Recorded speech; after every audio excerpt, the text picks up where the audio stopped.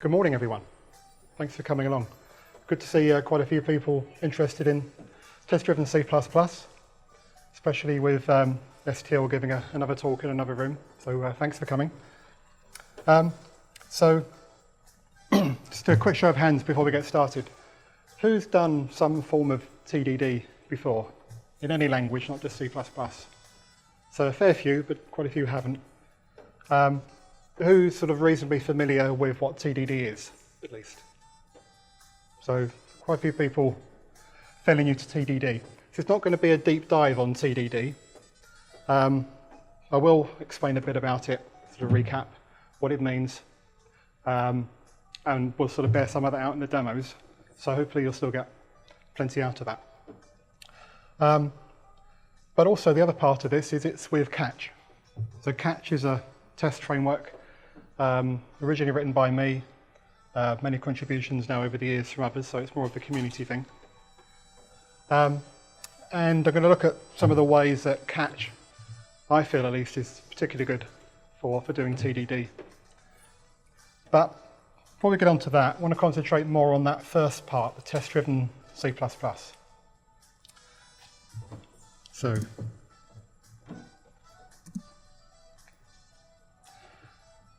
I did have my clicker and somehow I managed to leave it at home. I completely failed to connect my Apple Watch to use as a remote, so I'll have to do it from here.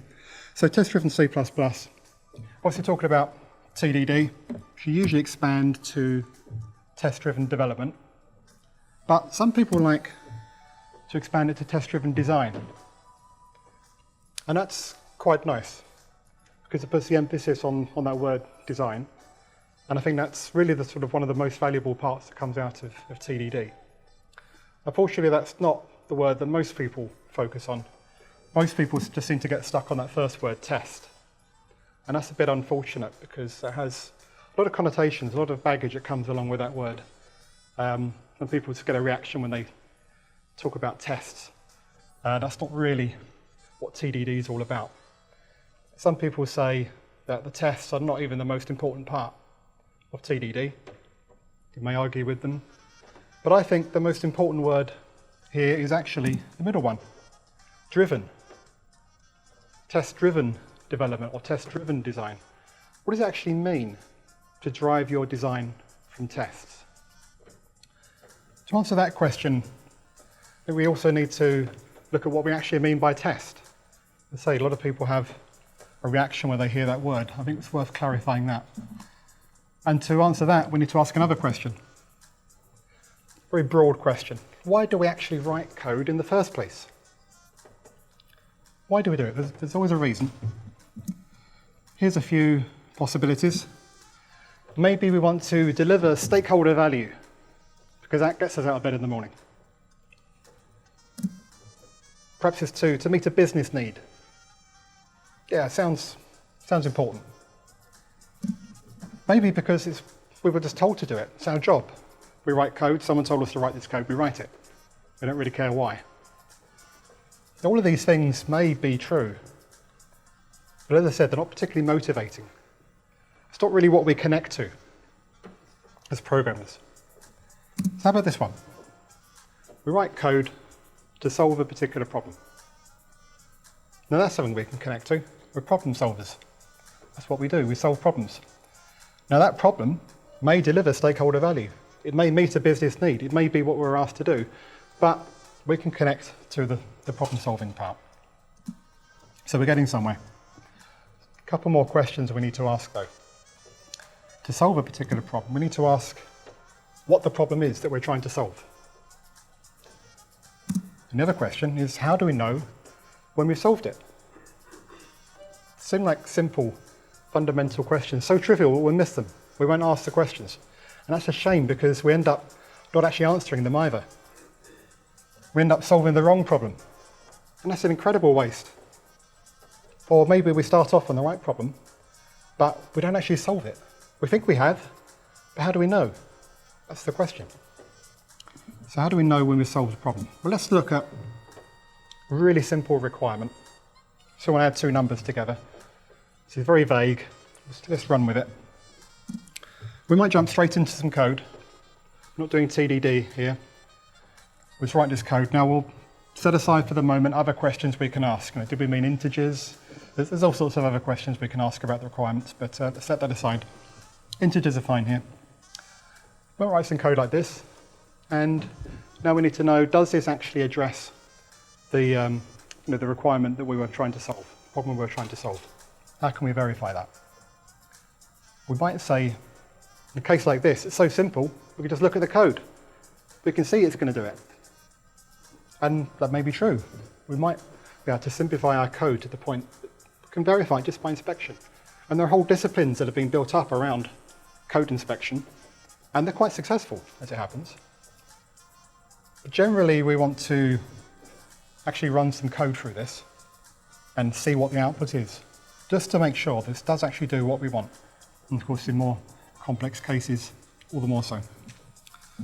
So, we want to make a call to our add function, give it some sample values. We might do a few of these, but let's go with 1 and 2 at the moment. And that will exercise the code, but still we don't know that it's returned the right value. We need some means to verify it. It's the simplest way that we can verify that that returned the value we expected. How about just a simple C assert? So we've got our expression, add 1 and 2. We're saying that's equal to 3. That's going to evaluate to Boolean, true or false. And if it's false, assert will terminate, at least in a debug build. So simple, straightforward. What happens when that does fail? Oh, before I go on, there's a bit more to it actually. We do need to include the header for assert, and we need to put it in some sort of function. Could be main. But still, that's just C++ for you. So if we introduce a deliberate error into this, let's say we multiply instead of add, what are we going to get out of this? Something like this. So I captured this on my Mac, running Xcode with Clang. The output I got, it told me what the expression was that I wrote, told me the function that it was in when it failed, main in this case. And that's nice. If you write a number of different test functions, you want to capture that name. And of course it tells you the file and line number that the assertion failed on.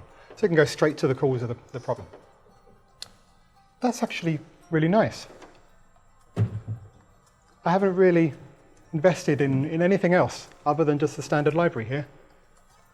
And yet I'm getting some quite good feedback for a very simple test. But there are some shortcomings.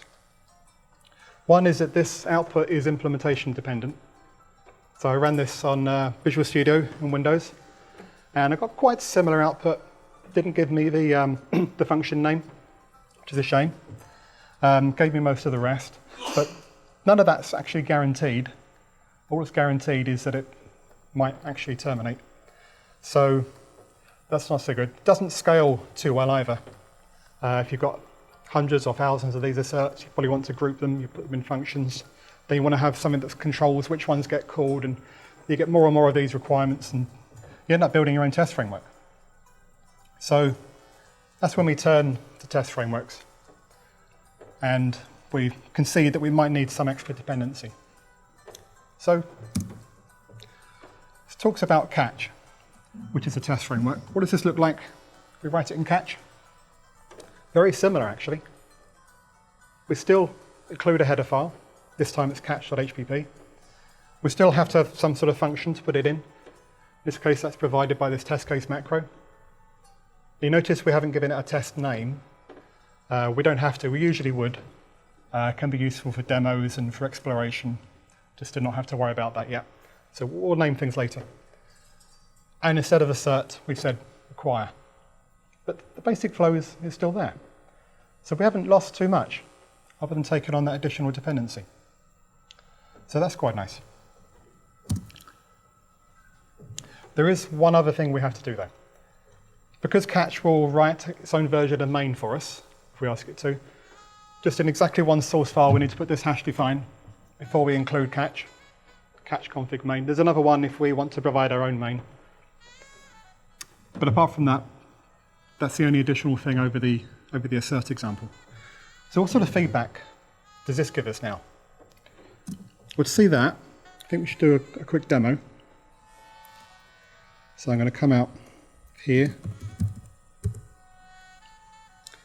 start Xcode. So I'm running on my Mac, so I'm using Xcode. There's nothing particularly Xcode specific about any of this, so other than just setting up a project.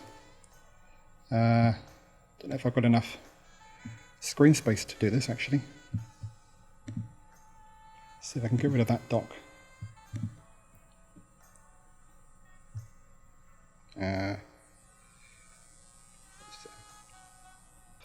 Okay, we got there in the end, sorry about that. Everyone read that okay? Okay, so like any good IDE, Xcode has written a load of code that we don't actually need. So what we want to do is include catch. Now this is the spirit of TDD. We're actually including a file we don't have yet, seeing that fail. So now we need to get catch.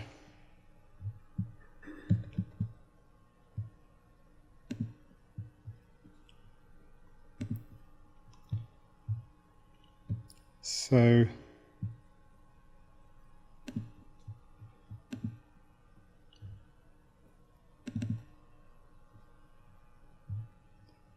the one. I have to go to my previous version of this talk. So I've got that file there. I would normally download it at the same time, but already having too many problems here. And then we'll go back to our project. So I'm just going to drop the single header file into that folder. So hopefully I haven't interrupted the flow of this too much.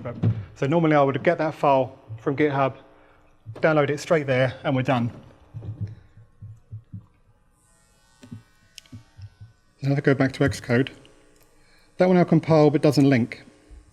The reason it doesn't link is because we don't have main. So we need to put that hash define in that I mentioned. Catch config main.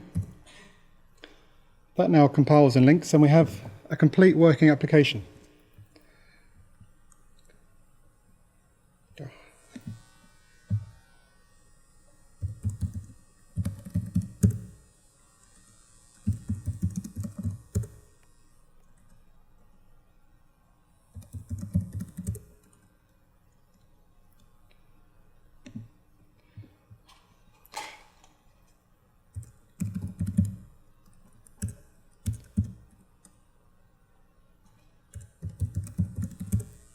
Nope.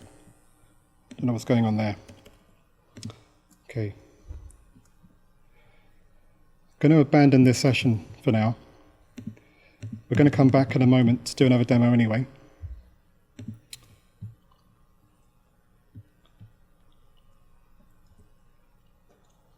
But first, let's go back to the slides. So I wanted to talk a little bit. Oh no. There we go. Okay. Something's working. I want to talk a little bit about why I wrote catch in the first place. So let's go back to dealing with the technical issues in a moment. Because after all, there are one or two other test frameworks for C++ already out there. This is a page on Wikipedia dedicated to just listing all of the test frameworks for C++. If you're taking notes, you might want to write quickly. There's 56 of them there. At least there was when I captured that list about a year or so ago. And of course, that's not exhaustive. So why do they need to write another one? It's a good question. So I obviously didn't try every single one of those. I tried all the popular ones, and there always seemed to be sort of one or two things missing.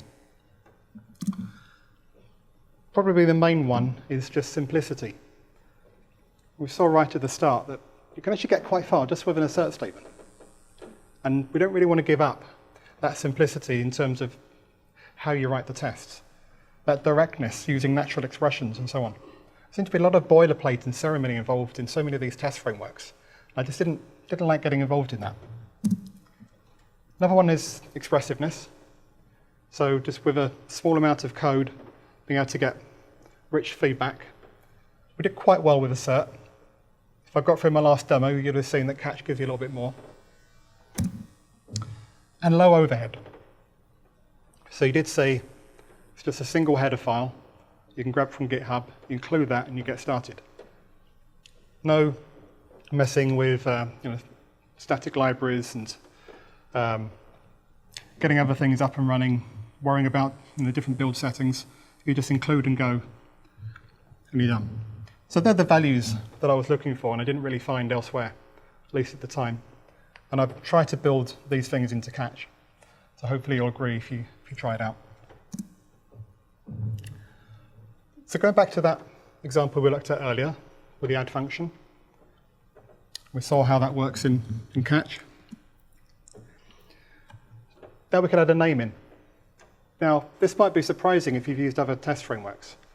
Most test frameworks will force you to write your test names as function names usually.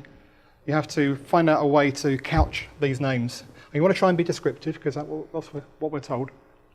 Try and couch them in legal C++ identifiers. Well, in catch, you can just use a free-form string. Spaces, punctuation, whatever you like. Be descriptive as you like. And more than that,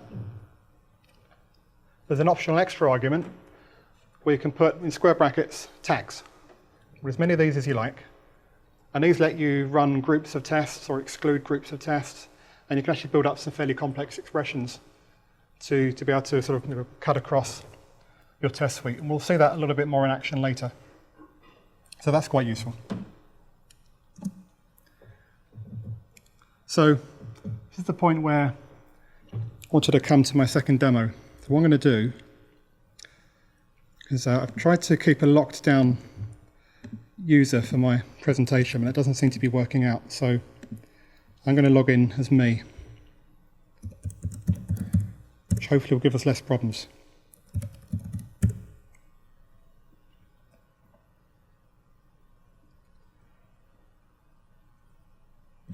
On that. Okay.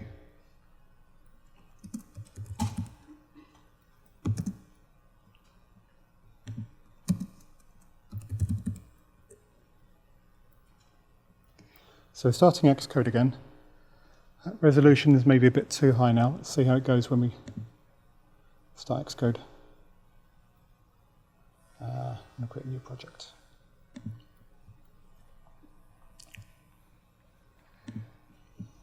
So for this demo, I wanted to pick an example I could sort of work through and show you a fair bit of catch, but also demonstrate TDD. So it's a bit of a meatier demo. So I'm going to do a ring buffer.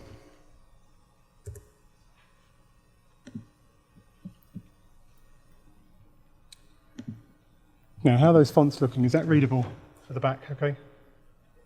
Okay. So again, we'll get rid of that. Let's try including catch again. We know we want to do catch config main.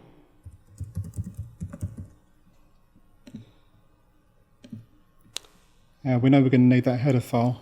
Get it from somewhere different this time.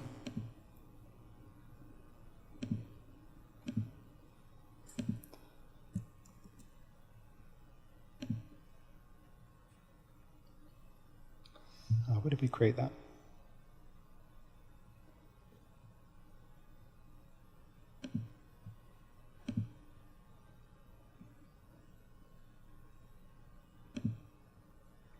Okay, so we're going to drop that in there.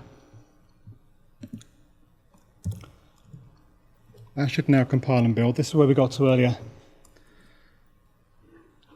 and we couldn't run it.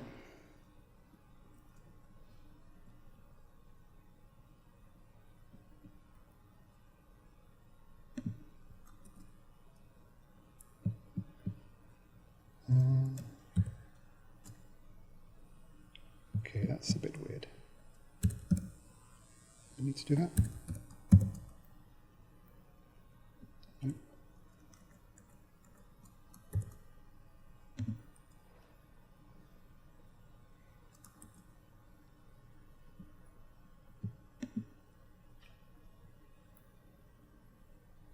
Well, that's never not worked before. It's definitely bad demo day today. Let's try and run it from the terminal.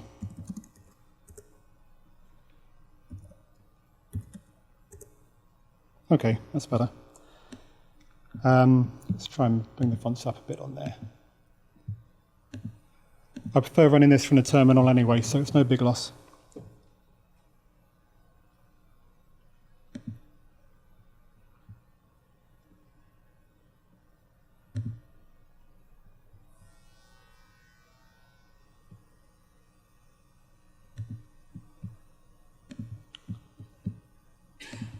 Okay, that terminal readable. So, no test ran. It's what we expect, so that's fine. So, let's start our demo. So we said we're going to do a ring buffer. We'll call it that for now. Now, we're going to want some sort of ring buffer class. So let's declare an instance of that. So this is the start of TDD. We haven't created a ring buffer class yet, but in our test, we're asking for one. This is the way TDD works. We write the test code first, and then even when that doesn't compile, that's telling us something. It's telling us we need to create a class called ring buffer. So let's do that. Oops. Don't have to implement it. What we're doing is the minimum that we need to get this test to pass. And even though there's no assertions yet, just compiling is the first stage.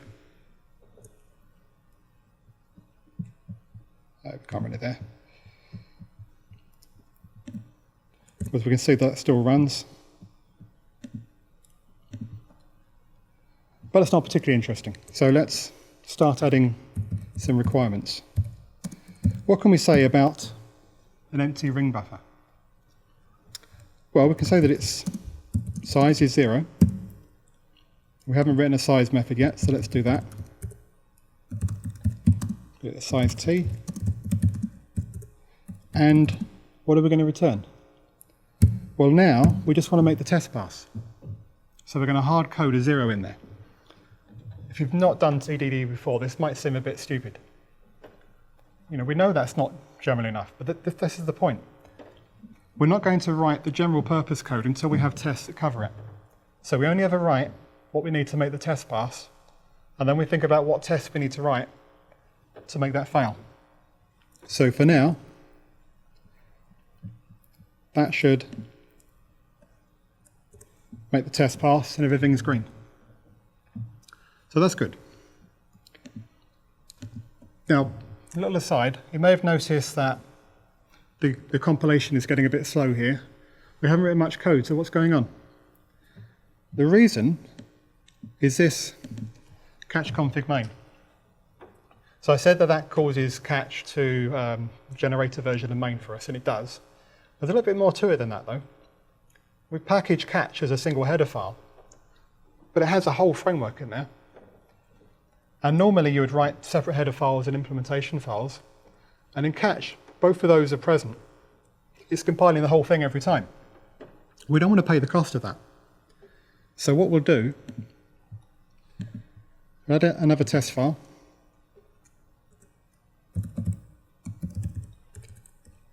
Let's call it test.cpp for now.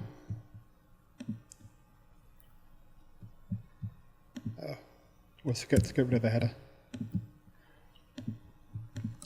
We'll copy everything from our main file into there, except we'll remove that hash define. We only need it in one file. And in our main file, that's all we're going to do. So this is something I get asked quite a lot, why does catch compile so slowly? That's usually the reason. You're putting all your tests in the same file as the catch config main. It's great for demos and to get started, but once you're actually building up a test suite, it's best to keep this off in its own file. That's now only going to have that long compile once. Get that out of the way. And now, if I introduce a deliberate mistake there, file again, you can see it's pretty much instant. That's what we would expect. We can run that, we can see the test fail. So we didn't see the test fail before because I didn't do my previous demo. Now you can see what the output looks like. We've got plenty of red there to show us that everything has gone wrong. See that the test has failed. You can see, well, we've got the test name up here, the file and line number of the test case, file and line number of the failing assertion, the assertion as we wrote it. So far we're sort of on par with the assert statement, but now we've also got the expansion of the expression, the left-hand side and right-hand side separated out. And that's interesting, because in most test frameworks, to get that, you need to rewrite your expression using a macro like assert equals, in this case. It's quite common. It would seem like a minor thing, but it's these little speed bumps that you have to have a slightly different mindset in the way you write your test code. It's just slightly less natural than the code you would have written otherwise. It adds up. So here we're just using a natural expression, and it's broken it down for us. Now if we get time, so I wasted a bit of time on the technical issues, we will go into how I do that a bit later. Let's go back to our ring buffer.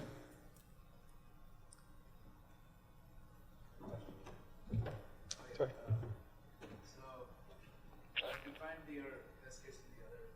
Sorry, let me come down because my ear's a bit blocked. Yeah, you define your other test. You define the test case in the other source file, so not the main file. So I still didn't quite catch that. Sorry about this. You define the test case in your other source file, so I didn't make that. In the other source file? You mean when I split from main and test.cpp? So I think the question was, I moved the test into another source file. So how did catch pick them up? So the test case macro, this one here, defines a function behind the scenes, but it also defines a little class that has a constructor that just registers the test case. And then there's a global instance of that. It's a fairly common technique for self-registering test cases. Because we have included catch here, we just didn't use the define to instantiate a main. So it's got all of the catch machinery. So it works exactly the same way there as it would have done in the main test file. Does that answer your question? Great. Okay. So we said that the size is 0. We've hard-coded that. Let's fix that again now. And now we can see the test passes again. Great. So what else can we do with a ring buffer? We probably want to be able to add elements. So let's use pushback. I'm going to use pushback and pop front because we're going to have the front of the buffer and the back of the buffer, which move independently. Now what are we going to put in it? We haven't said what types the ring buffer can hold. So let's go back and make that a template. That's probably what we want.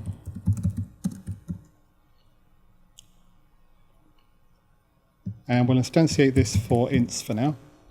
So we put a 1 in there. And now we need to write pushback because it's asking us to.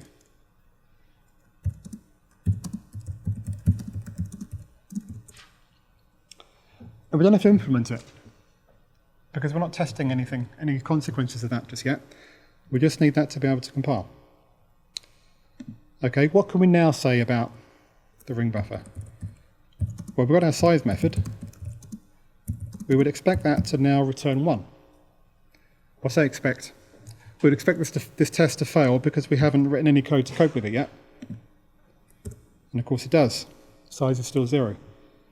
Now's the time we can go back and make the size method more general.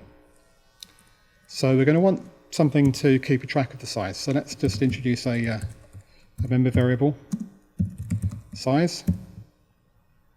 We're going to want to initialize that in our constructor. Now we can return it here. and we can increment it here. See if that works. And it does. So this, again, this might seem a bit of an odd way to build our ring buffer. We sort of probably have an idea in our head how we wanted to implement it, but the tests are leading us in a slightly different direction. But we will get there. Let's carry on with this. Now we've got an item on the ring buffer, or at least we seem to have pushed one. Well, we want to be able to get a value back. Of course, we haven't written pop front yet, so let's do that now. And the minimum we can do to make this pass is just to return the default for t. That compiles. So now what can we say about the ring buffer? Again, we can look at the size. That should now have gone down because we've removed an item. And do we expect that to pass or fail? Hopefully fail, see? And it does. And again, this seems like a stupid step. You know, we know that's going to fail. Why do we run it? Well, sometimes it doesn't. And then that tells you something. You've missed something. You should always know exactly what your code is doing. So we're challenging our assumptions all the time, even the simplest cases. So now we can decrement the size here when we pop back. Notice we haven't got any storage yet. We're not actually storing any of these values. That now passes.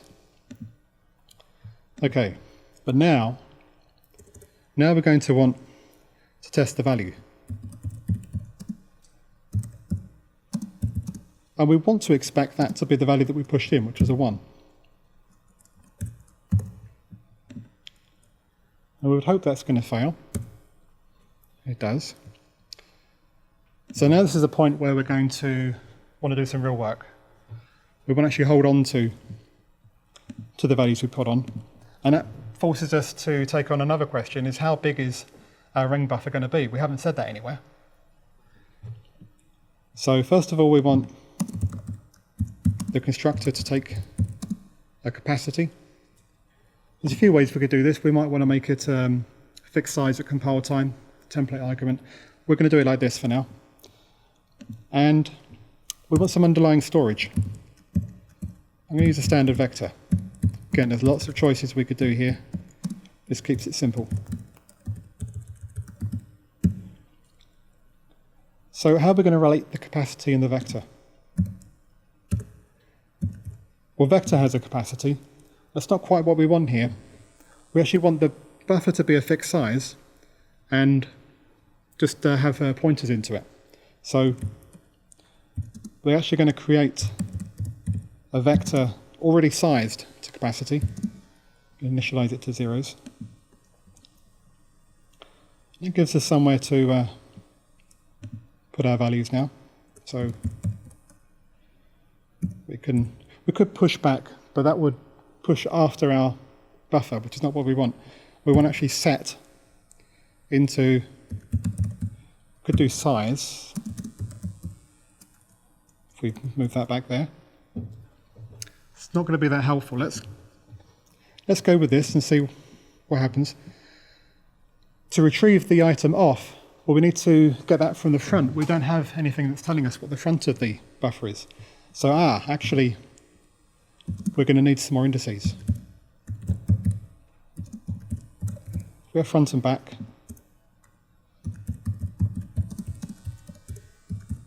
Initialize those to zeros.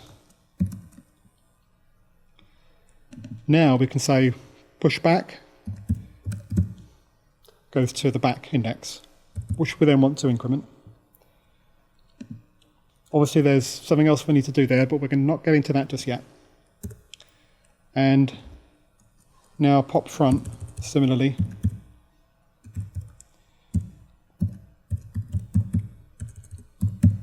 Take it from the front index. And now the front's going to move on because there's a ring buffer. So we'll increment that as well. That should be enough, if I've not missed anything, which I have, of course, the capacity here. Let's make it 4. That should be enough to pass our tests. And it does. It's definitely not finished, but it passes our test so far. So I chose a buffer size of 4 here just to keep it maintainable for our tests. Another thing to notice here is we've got the code under test and the test in the same file. Don't have to do that, of course. I usually prefer to do it that way when I'm just writing some new class or structure or function that's in isolation. It helps me to keep it in isolation and not worry about the rest of the system. You can do it in place in the target source file if you want. I'd sort of move it there when it's ready, make sure all the tests still pass. Matter of choice. But there's something else we're doing wrong here. If you've done any unit testing before, you've probably heard of this guideline that you should only have 1 assertion per test. That actually means 1 logical assertion. So down here at the bottom where we're testing the size and the value we got back, that's 2 aspects of testing the result of pop front. So that's 1 logical assert, that's fine. Problem is we have these ones here as well. We're testing some state, mutating the state, testing again, mutating, testing again. And that's considered bad form in unit testing because you can't isolate those different parts. Usually we would have to now separate this out into separate test cases with a lot of duplication, some of which we could factor out into a setup method. But Catch has a different way. We can now create different sections that will be executed separately. So here we're going to add a value. Adding a value increases the size. Give it nice descriptive names again. And that's that part there. This is going to continue on, so we want that in here as well. So that's our second logical assert, off in a section. And then the next section starts here. Popping a value decreases the size and returns the first value.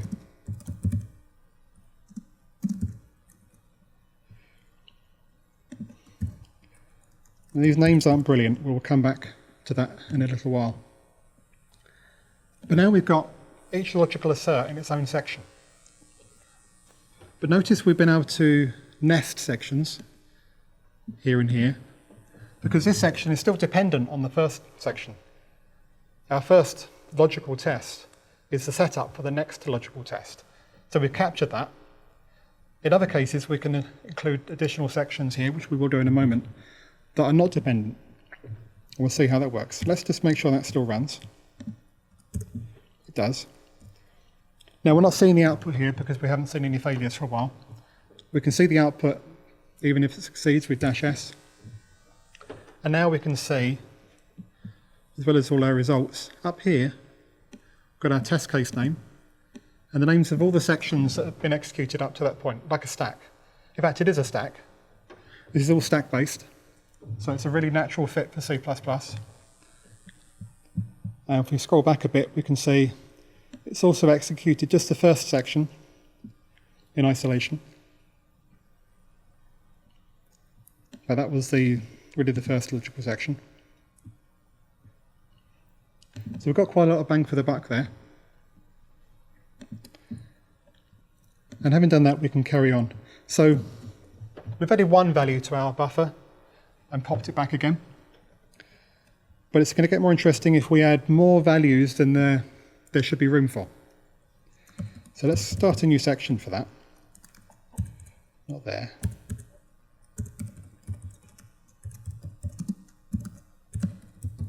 So adding more values than capacity wraps the buffer. We can get a better name for that in a while. So we're going to want to add at least 5 values now. We can do 5 pushbacks in a row, but that's going to get a bit tedious if we have to do that a lot. So having to write this test, it's putting us in the driving seat, where this is part of the driving part of test-driven development. We're seeing what it's like as a client of our code, rather than just the implementer. And it can often change the way that we want to express our API. It's quite convenient to be able to push many items at once. And with C++11, we have a nice way to do that with an initializer list.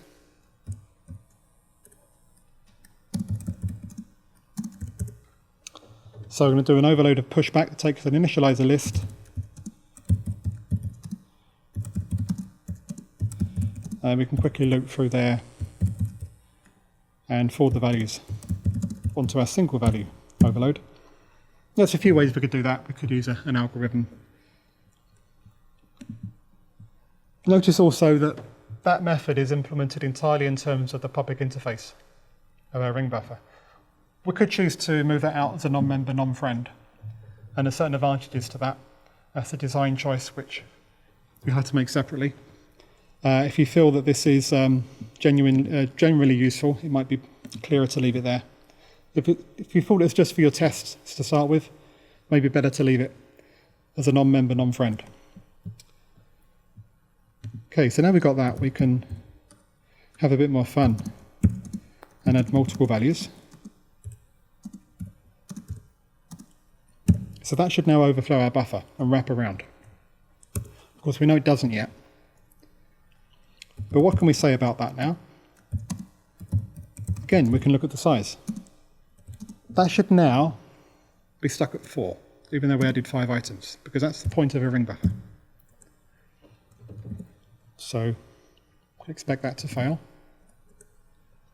And it does.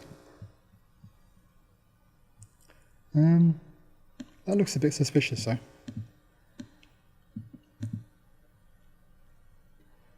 Okay, I might have to look at that. We'll move on for now. Point is, it did fail. Oh, that's because that's the wrong...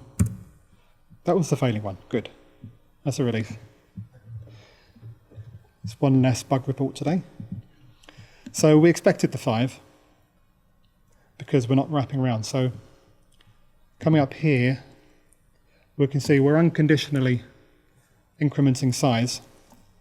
What we want to do is say if size is less than the capacity. What's the capacity? It's the size of the vector.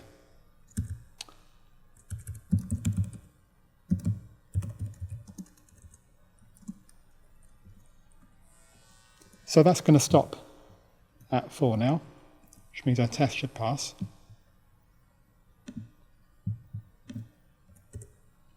And it does. We're far from done.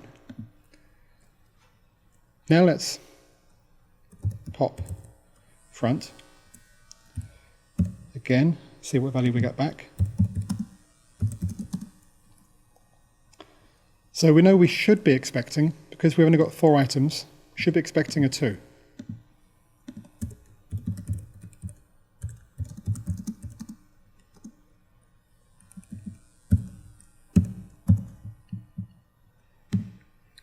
What do we get? Get a 1.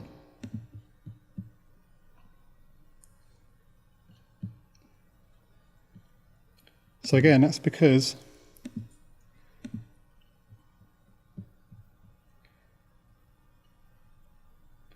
here we're unconditionally incrementing our back index. Okay. So that's overflowing off the end. I've been told that running a bit short of time, so I'm not going to finish this demo as it is. Most of it's carrying on much the same. I wanted to just pivot into different aspects of catch. So we've used these test cases and sections here. You can see how that's allowing us to group related parts of the test together to keep single logical assertions and nicely describe the flow through. But if you've done any BDD, behavior-driven development, you might be familiar with another way of talking about these tests with the given, when, then approach. And Catch supports this as well, with just a set of alternate macros, starting with scenario, that corresponds to the test case. And then we can say, given an empty ring buffer,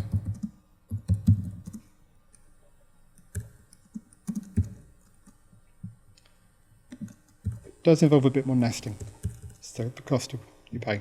So given an empty ring buffer, sorry, that should have included that. In this case there's no when, we can say then size will be 0. And then we can say, well, given an empty ring buffer, when a value is pushed, then size becomes 1.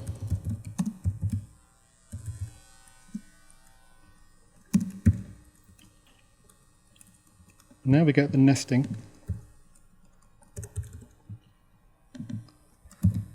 And when a value is popped, then size decreases, the value is returned.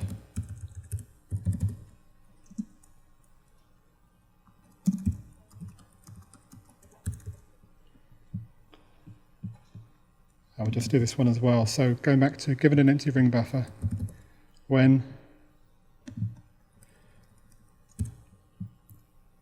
more values in the capacity are added, then buffer wraps around, the size stays at capacity.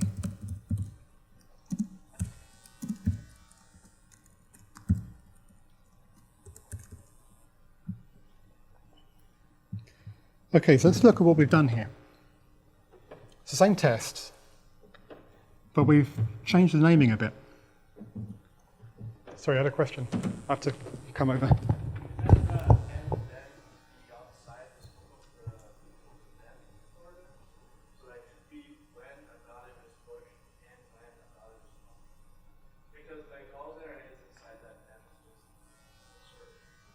So I still don't catch all of that. There's no setup inside the then. So the then the size becomes 1. There's only an assert there, so it's required. So why is the and when nested inside that? So they're following on. So, oh, you're saying that we could put the and when directly under the when? Yes, you could. In fact, I probably should have done that. Rushing a little bit too much. You're quite right. It will work either way, but yes, you've got sort of an additional logical assert in that chain that you probably don't need. So you're quite right.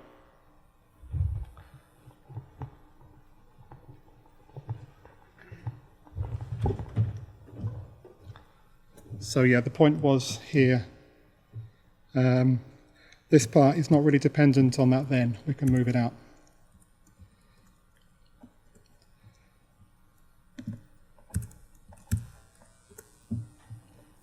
So, okay, so we've introduced this structure, and quite a nice property of the naming has emerged as a result of this. I think it's much clearer than what we had a moment ago.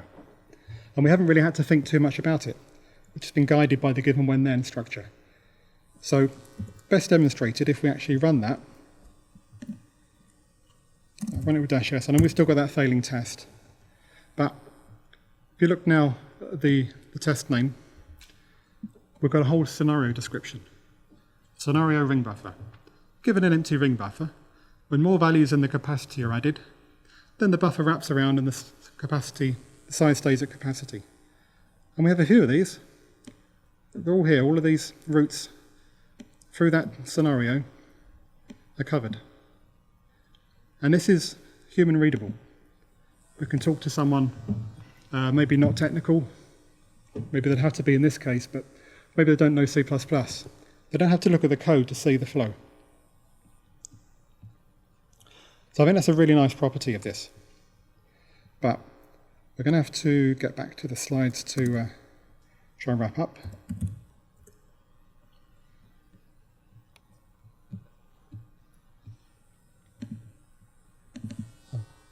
Back in a different username now. Okay. Skip over some things.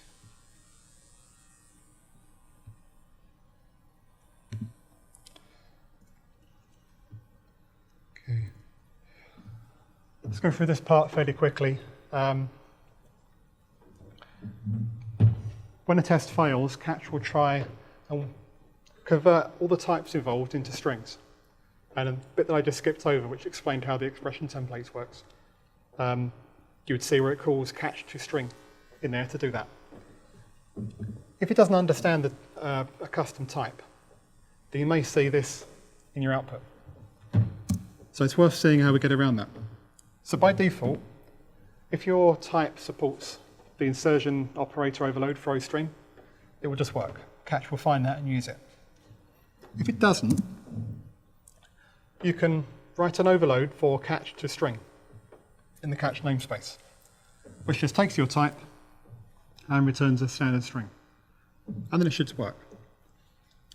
There are some cases where that's not quite enough, usually involving specializations. You define that in your test or your production code? In your test. You can write it in your test code. If you've got an OStream operator overload already in your production code, it will pick that up, or you can write it just for tests. Yeah, so some rare cases, usually involving partial specialization, you may have to drop to this string maker template class. It's a bit more complex, but works the same sort of way. You've got to convert static method there, takes your type, returns a standard string. For all the primitive types, and even standard library types like standard vector, standard map, even standard tuple, there's already overloads with catch to string in catch. You don't have to worry about those. So mostly it just works, but it's worth keeping that in mind. And then just to address a couple of the elephants in the room, the most common questions I get when I've given this talk before. Firstly, what about threading? Catch doesn't have any awareness of threads at the moment. The main problem is that it's targeted at C++03 compilers and has no external dependencies. It's the way I want to keep it. So it's quite hard to put a portable threading support in there. The plan is to conditionally include support for C++11 compilers using the C++11 threading primitives. That's just not been done yet, but that is coming. And the other elephant is, what about mocks? So Catch doesn't have any built-in support for mocks, mostly because I tend not to be a mockist. If you know what mock objects are, you know what a mockist is. It's a different approach to testing. But a lot of people find them valuable. I get asked this a lot. There's a couple of mocking frameworks that do work quite well with Catch that I'm aware of. One of them is HippoMocks. There's be a link to both of these at the end. I think you have to do a little bit of integration code to get that to work. And the other one, a fairly new framework called Trompe, and the author of that was already aware of Catch when he wrote it, so he made sure it worked well with it. Again, there is a little bit of integration code, but he includes that on his GitHub page. Again, there's a link to that at the end. Other mocking frameworks may or may not work. I don't know about those.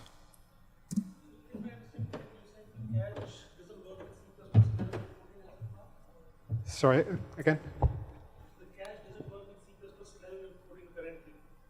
So it works with C++11 and C++14, and there's a number of things in there already conditionally that I've had to do to make it work. Say, for example, with a null pointer, it has to understand that as a particular type.